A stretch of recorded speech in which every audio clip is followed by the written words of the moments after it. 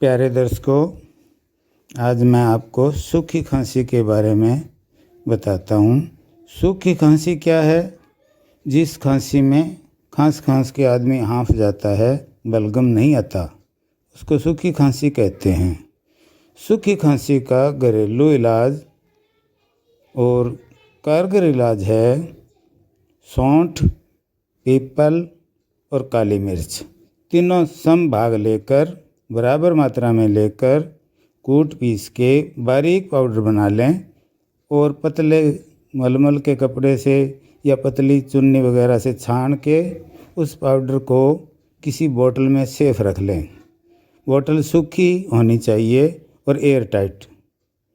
उस पाउडर में से आधा पौना चम्मच पाउडर ले करके 2 चम्मच शहद के साथ धीरे धीरे चाटें ताकि वो गले में काफ़ी देर तक रहे।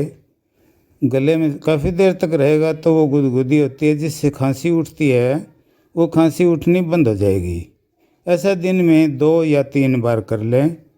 अगर ज़्यादा महसूस होता हो कि मुझे गर्म लग रहा है, पेशाब में जलन हो रही है, तो 2 बार ही करें। 3-4 दिन में सूखी खांसी लगभग ठीक हो जाती है। थैंक यू, धन्यवाद।